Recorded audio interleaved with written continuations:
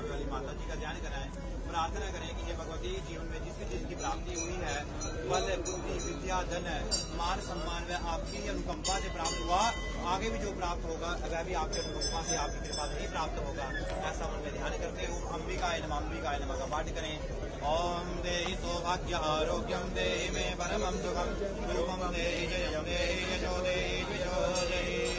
फिर करें ध्यान भगवान शिव का, माता गौरी जी का, भगवान के गले में वासुकी नाग जी का, नंदी जी का, पूरे शिव परिवार जी का, गणेश जी का। प्रार्थना करें कि भगवान आपका कैसा स्वरूप है, कर्पूर गौरम, जो कर्पूर हम पूजा में इस्तेमाल करते हैं, आपका गौर वर्ण है, करुणा अवतारम, आप करुणा और दया का सागर है, संसार सारम, पूरे संसार को जानना बहुत जटिल है, आप पूरे संसार का सार हैं। भुजगेंद्र गले में आपने भुजगेंद्र यानी कि सांपों की माला को धारण किया है, आपके ऐसे अद्भुत और सुंदर स्वरूप में प्रणाम करता हूँ। ओम कर्पूर गौरम करुणावतारम संसारसारम भुजगेंद्रहारम सदा वसंतम भवानी सहितं नमामि, भवं भवानी सहितं नमामि। ओम पुत्रा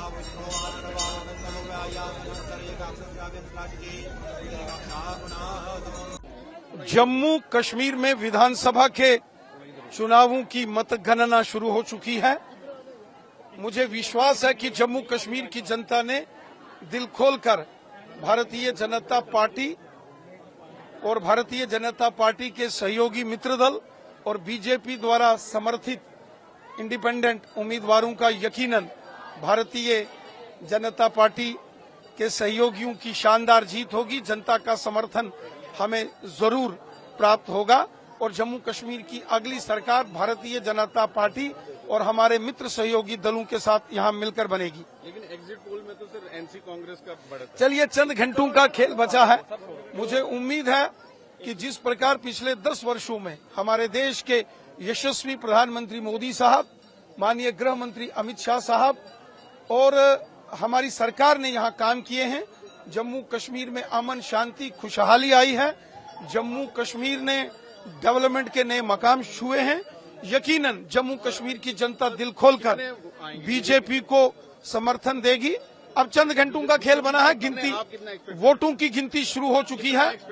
मुझे उम्मीद है कि भारतीय जनता पार्टी 30 से 35 सीटें जीतकर सबसे बड़ा राजनीतिक दल बनकर उभरेगी और भारतीय जनता पार्टी समर्थित जो इंडिपेंडेंट कैंडिडेट्स हैं और मित्र सहयोगी दल हैं, उनके साथ मिलकर बीजेपी की सरकार बनेगी। नॉमिनेटेड जो है उस पे अपोजिशन का कहना है कि ये गलत हो रहा है, बीजेपी के उसमें नॉमिनेशन वाले लोग आ रहे हैं और वो सुप्रीम कोर्ट जाएंगे। जो 5 नॉमिनेटेड एमएलएस का प्रावधान जम्मू कश्मीर विधानसभा में है, वो देश के संसद में पास किया गए कानून के मुताबिक रीऑर्गेनाइजेशन एक्ट में शामिल है। ये संवैधानिक प्रक्रिया है। कांग्रेस पार्टी समेत विपक्ष को आज याद आया कि जम्मू कश्मीर में 5 nominated MLAs with voting rights है। तब क्या कांग्रेस पार्टी सो रही थी? तब क्या विपक्ष सो रहा था जब देश के पार्लियामेंट में जम्मू कश्मीर रीऑर्गेनाइजेशन बिल पर चर्चा हुई और उसी बिल में 5 नॉमिनेटेड एमएलएस का प्रोविजन था? तब कांग्रेस पार्टी और विपक्ष कहां था? तब उन्होंने देश के संसद में इसकी चर्चा क्यों नहीं की? और आज जब सरकार बन रही है जम्मू कश्मीर में, तो कांग्रेस और विपक्ष को तकलीफ हो रही है। वो कह रहे हैं हम सुप्रीम कोर्ट जाएंगे। वो जहां मर्जी जाएं, ये तो देश के पार्लियामेंट में पास किया गया कानून है। तब सो रहे थे श्री राहुल गांधी जी और विपक्षी नेता डॉक्टर फारूक अब्दुल्ला साहब भी तो तब देश के पार्लियामेंट में थे। नेशनल कॉन्फ्रेंस के 3 मेंबर पार्लियामेंट थे। कांग्रेस विपक्ष में थी जब Jammu Kashmir reorganisation act pass हुआ। तब कांग्रेस पार्टी ने वहां आवाज क्यों नहीं उठाई? और आज जब जम्मू कश्मीर में सरकार बन रही है तो कांग्रेस फिर से षड्यंत्र कर रही है। कांग्रेस के षड्यंत्र को पूरा देश देख रहा है। ये कांग्रेस पार्टी देश के साथ गद्दारी कर रही है।